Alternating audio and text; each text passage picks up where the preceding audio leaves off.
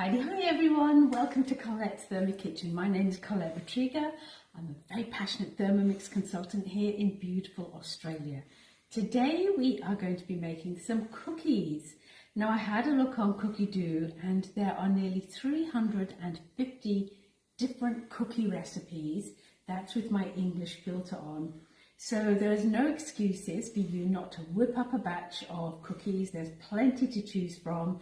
And most of them are super quick and easy. And what makes them really special is that they don't have any of those nasties that you often find when you buy them in the supermarket stores. And of course you can tweak them with your own flavors, and they're going to work out cheaper too. So these are ones that we particularly like. They are soft and chewy white chocolate chip cookies. So tell me in the feed below, are you a crisp cookie person or are you a soft cookie person? Andrew, what are you? You mean crunchy? Yeah, crunchy. Oh, I like the sound of these, soft and chewy. But not crunchy. No, I prefer the chewy ones. You prefer chewy? I love crunchy biscuits. I have a great chocolate chip cookie recipe, which is really crunchy. It's one of my favourites. But these ones are not super crunchy at all. So it's a Cookidoo recipe, which means it's totally guided. And in fact, it's a perfect one for you to get the kids to do. Let them make some cookies for school or to just keep. And the great thing with these ones is you can store them in the freezer and you can just take out, like I do, maybe 4 or 5 cookies at a time, pop them into the biscuit barrel, and when they're gone, I'll take some more out. And then when the freezer has emptied itself of cookies, or just before, I'll whip up another batch of whatever I feel like. Remember we used to go to Harrods and they had this dedicated cookie counter at Harrods, and they used to serve these chocolate, or sell these chocolate cookies that were the size of side plates, and you'd bite into them and the chocolate would just ooze out. They were brilliant, weren't they? They were really good cookies. I remember those days. All right, so this is what we're doing. It's on Cookidoo, soft and chewy white chocolate chip cookies. So as always, all we do is press starting. And let me tell you, this is a super easy recipe. So I'm just going to turn the oven on to 170 degrees. And I love the fact that your Thermomix takes you through all those other little tasks that you need to actually do. So that's 170 fan. And if I hit next, it's going to tell me to grease and line 2 baking trays. Now, I'm using my rose gold baking tray. I've had these for many years now. Feel the weight of them, Andy. You never feel this kind of stuff. I know how heavy they are. They are heavy. They're heavy. It's nice that they don't warp in the oven, do they? No, they don't. And they've got great markings. The different sizes have different ones. And it means I don't have to line them. And I can use the little circles as guides, which I do all the time. So already done, already lined. So hitting next. So you don't need to grease those? Don't need to grease them. I just keep my liners on my trays all the time. And so they're ready to go. And nothing sticks to those. They're really good. All right, so the first thing we're going to do is we're going to pop in there 120 grams of unsalted butter. Okie dokie. Easy done. Hitting next. I'm going to pop in there some granulated sugar. So let's just take a moment to talk about sugar with your cookies. So this recipe calls for granulated, and you can use raw sugar if you wanted, but this is just the white granulated. Now, granulated has got bigger sugar crystals than your caster sugar, and what that means, it's going to impact on your cookies differently. So if you use caster sugar versus granulated. So basically, granulated is going to take longer for it to kind of dissolve into the buttery mix, which means you're going to have to whip it a little bit more so you get a more aerated biscuit. And there's lots of other things as well, but basically the granulated will give you a crispier biscuit because it doesn't spread as quickly as a caster sugar. So it doesn't matter at the end of the day. You can swap and change whatever sugars you want, but just kind of understand you're using bigger sugar crystals, which is going to give you that different kind of an impact. They also have a kind of a slightly different caramelized flavor, caster sugar to granulated. All right, so light brown sugar is going in. So light brown sugar is used when, for example, you want a more softer cookie, whereas granulated sugar is definitely one that's going to give you a crisper cookie. So in with the light brown. If you've only got one kind of sugar, just raw sugar, just combine them and use that. Your cookie's going to be a bit different, but you can still make them, it's not a problem. All right, now we're adding some vanilla, so about a teaspoon of vanilla going in. As much as you want. Hitting next. I'm using a large egg. It says medium, but I only stock large eggs in my fridge. 250 grams of plain flour. Now, when you're following a recipe for cookies, you want to be exact kind of with your flour, and it's the same for any baking. You know, if you're going to add more flour in, you're going to impact on the density of those cookies. So 250 grams of plain flour is going in there. And what else is going in, Andrew? Oh yes, bicarbonate of soda. So this recipe is using bicarbonate of soda, not baking powder. People often get them confused. Can you interchange them? You can a bit, but you're going to get little bits of differences. They're both leavening agents, but bicarb is kind of the raw state, and basically you need moisture or something acidic to kind of get that going. Whereas with baking powder is made up of this plus an acidic agent such as cream of tartar or something like that. But in this recipe we're just using bicarb. Please measure that teaspoon accurately. You don't want to put any more in, because one of the drawbacks of bicarb is that you can pick up a little bit of a bitter taste, so never go over it. Keep it as it should be. Are you learning anything, Andrew? Yeah, as always. As always. A little pinch of salt, so I'm just using my kosher salt there because it dissipates really easily. And now we're popping the lid on. Easy peasy. Hitting next, and the Thermomix is now going to just mix those all together.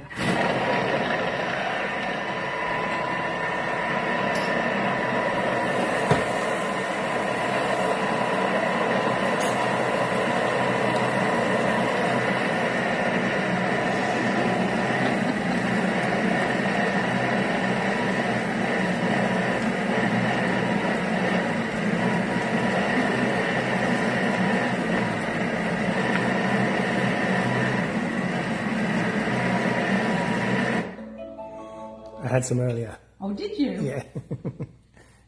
I always put extra out because I always eat them, and obviously Andrew does. So, in no time at all, that's all combined beautifully. That's great. So now we're going to add our add-ins. Now this recipe calls for white chocolate chips. These are just the baking chips that you buy, you know, the Cadbury's baking chips from Woolies and Coles. So they're going to go in. And I love the combination, actually the three combinations I love. So white chocolate chips, macadamias, and when you're buying your macadamias, just look for the ones that are already kind of broken, much cheaper than buying the whole ones. So I'm putting about 50 grams, 60 grams of macadamias in there as well. And quite often I'll just throw in a handful of cranberries. And what the cranberries does, it gives it that little sharp sourness. The macadamias will give it a crunch, and of course the white chocolate's going to give it that beautiful creamy decadence. So these are really yum biscuits. And that goes on, so now we're going to get the Thermomix to combine all of these. So around we go to speed number 3 for 20 seconds.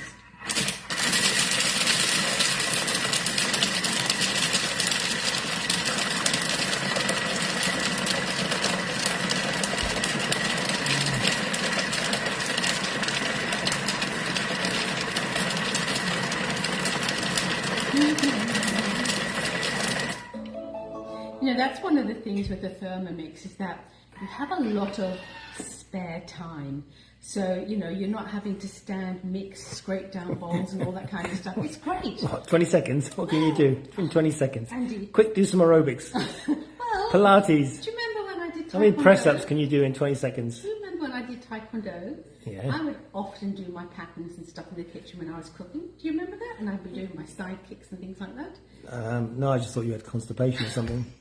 Oh, is that what you're doing? Yeah, I used to always, and often I'll do exercises in the kitchen. But anyhow, that's another thing. It's a great place to just fill in that bit of time.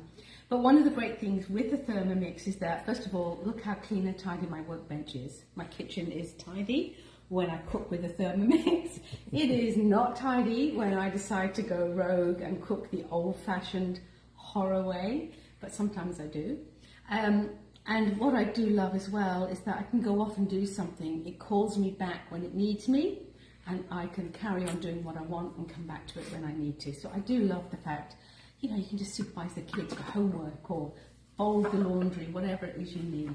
So have a look how beautifully dispersed the cranberries and chopped chips are. There's no cranberries in there. Oh, no cranberries. I did ask some raisins, and I did ask some sultanas, but she refused.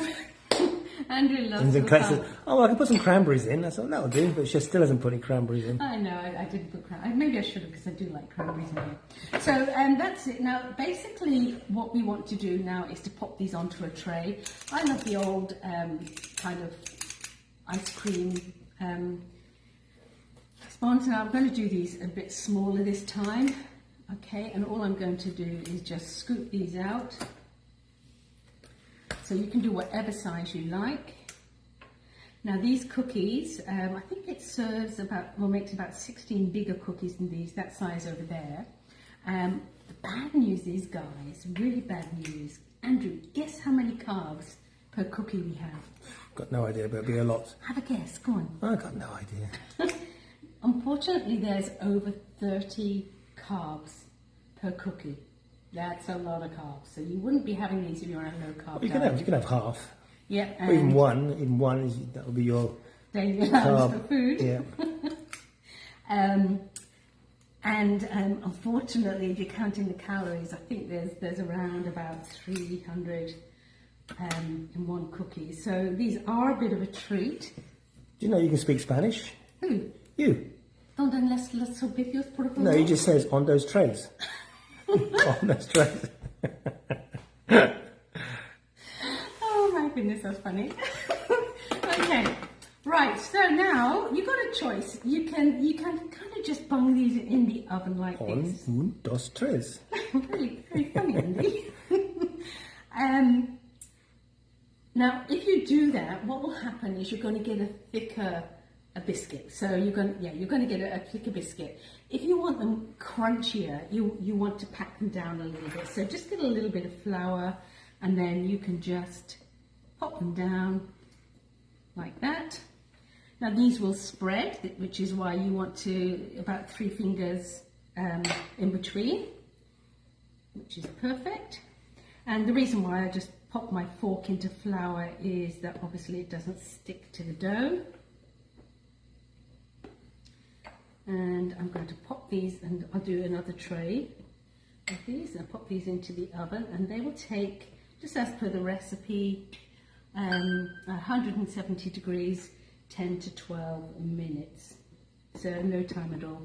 Now keep an eye on them. If you like your crunchy cookies, you can still make these crunchier by leaving them in a little bit longer. How do you know when they're ready if you're not going by colour? Just get a a Teflon spoon or something, look into the oven, just move them at the side, and if they actually move comfortably, then you know they're actually cooked. If it still sticks to it, they're still not cooked. But remember, the longer and the thinner that you make them, the crispier those cookies will become. And they're going to go in at 170 fan, and they will be ready for us to enjoy. So here's some that I've made and taken out of the freezer. You can see these ones were not squashed down, so they were little domes that I had, but they're just lovely, and you can see they are quite soft, quite chewy. There you go. They're just lovely, lovely cookies. I prefer crispier cookies. I've been dunked these in my hot chocolate tonight.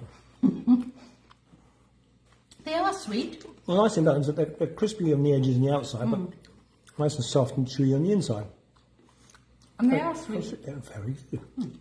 But, you know, I really would recommend throwing in a handful of craisins. That would make a big difference. Craisins? Craisins. What craisins? Very good. They're like cranberries. They're